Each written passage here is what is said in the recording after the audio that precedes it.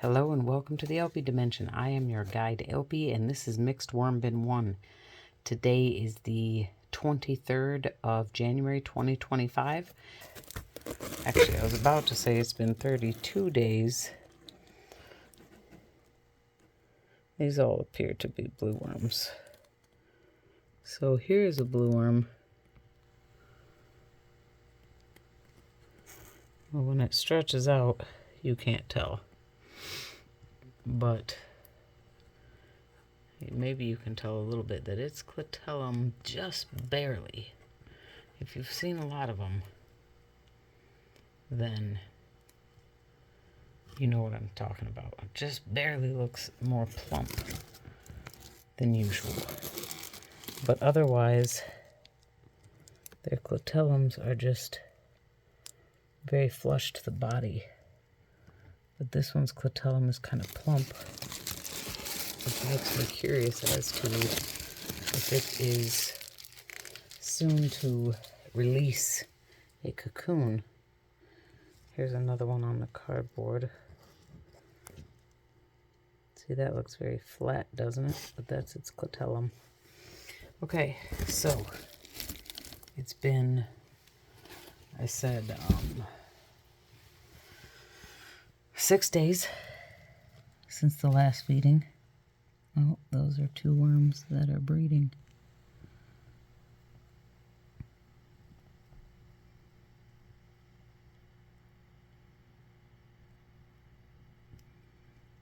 Very interesting. Oh. Their clitellums, like basically they snuggle up into each other's clitellums. Okay, that's rude of me. Well, it's too bad because well, in our thermometer looks like it has moisture inside of it now. Still works because the temperature's dropping. So it's been 6 days since the last feeding. This group is no longer part of the Time for Pie series because last time we did not find pie. What we are doing with this bin is we are now looking at, I'm calling it thinking about harvesting. We're a long ways. Yeah, you see how many worms are at the top? Wow, interesting. We've not seen that as much recently, I feel like. It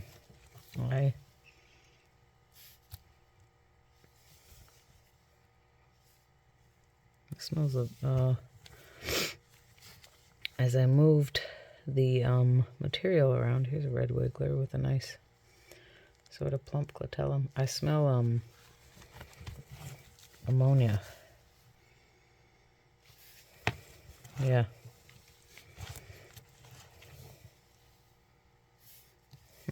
Interesting. Okay. Well, what we did last time on the 17th, and I said today's the 23rd, is I'm not going to use a divider in this bin. We're going to kind of compare this bin to bin 4, which is also moving towards harvest, though I suspect that bin 4 is a little more farther along than this bin. But yeah, so I did my best to move a majority of the unbroken down material to this side. However, I did feed a bunch of persimmons and some, no, I think, yeah, it was mainly persimmons right in the middle here, which doesn't surprise me. There's a, is that one cocoon? Yep, one cocoon, and then some seeds. Doesn't surprise me to see those breeding worms over here. Now, I've always wondered if they end you know, if you interrupt them, as one would expect, if they finish what they were, you know, if they stop breeding. How about that? Let's just say that. Look at that guy. Was that one that was just breeding and that's what it looks like that? I kind of think so. So it really makes me want to not even. All right, so that tells me what all I'm gonna do today is peek on this feeding zone.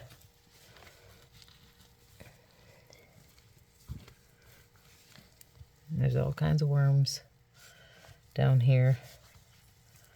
And just see how it's coming along. Bring some oxygen to it.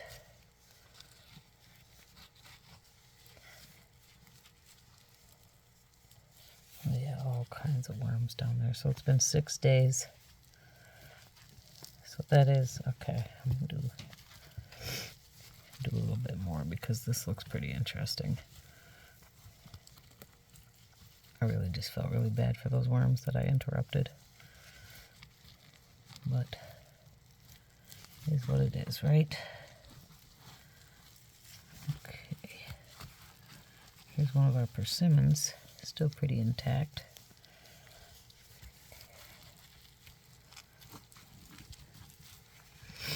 But look at all these worms all over this paper bag that was in the upper left corner because I found a lot of moisture.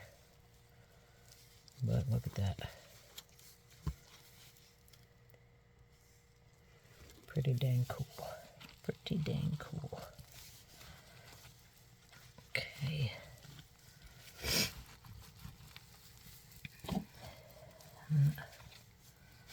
Just more and more worms.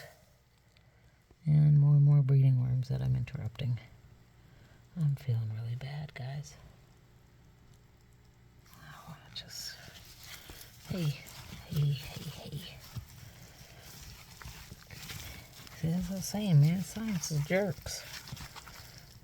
As I continue to look. This really large population. They appear they've moved very quickly into this feeding zone, where sometimes I see it takes more than a week. But these persimmons, being a fruit, and especially juicy fruit at that, have really attracted their attention. Look how many baby worms there are. That's a blue worm right there. See how it moves? It's not just that they move fast, but everyone says the inchworm movement. It's really a dramatic inchworm and a sort of like jerking of their body.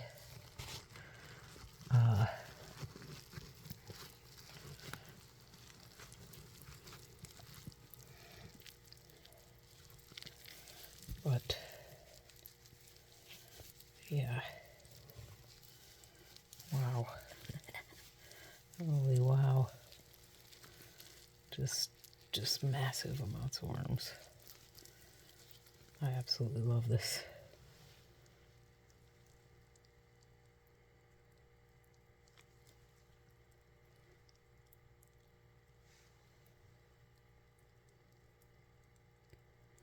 Lots of baby worms and young worms.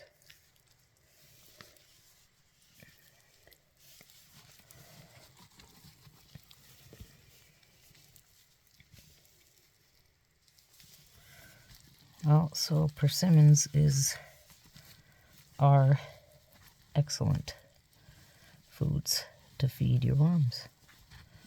Just know that they release a lot of juice. Oops, sorry. So I kind of really put a lot of fresh paper in here for a bin that's supposed to be thinking about harvesting. But yeah, all right. That's all the digging I'm going to do in there. One good thing about winter is I see it's keeping I do have a fruit fly issue upstairs, but down here where the biggest problems tend to be,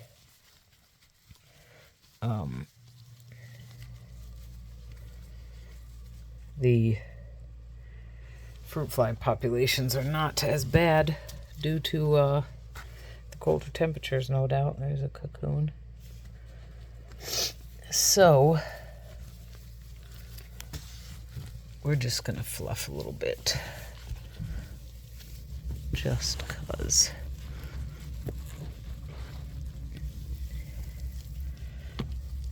For two reasons. Dang, again, more breeding worms. Okay.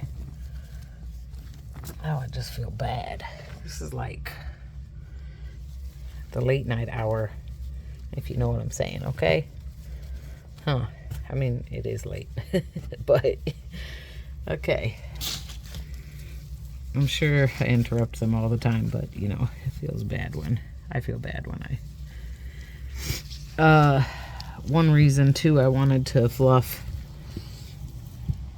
is I wanted you to see we saw those massive amount of worms in the middle, and yet as we dig around we still find tons of worms. So I gotta remember to keep a little bit of a sulfur smell over there. So 6 days into the persimmon feeding, and this is where the time for pie was. And the worms are definitely already over there and enjoying it.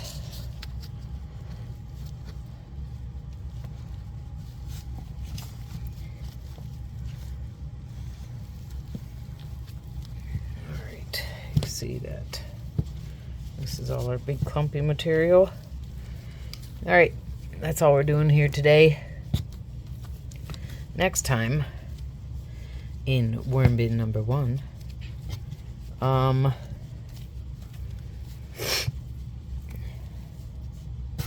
won't be feeding. Well, no, I won't be feeding. I think I'm going to go a little bit longer in between feedings. To encourage them. I mean, you see that they're breeding a lot. A lot. This has dropped down to 40. Well, no, like 50, 48, 50 degrees Fahrenheit, or 8 to 10 degrees Celsius. They're breeding a lot. So on the one hand, you know, feeding them as a cocoon encourages the breeding, and there's still a lot of unbroken down material in here. So I take that back. We're already up to, you can't really see it, 56 degrees. So I think instead what I'll do,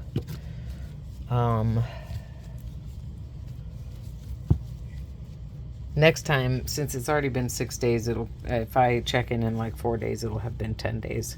So I will feed again, but I think I'm gonna, in this bin, I'm gonna focus more on,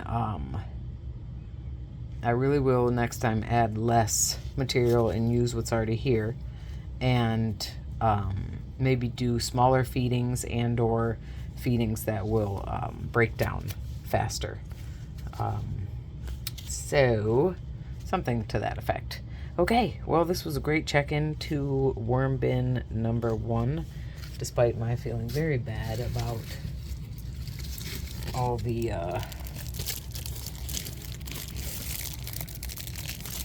interruptions that incurred.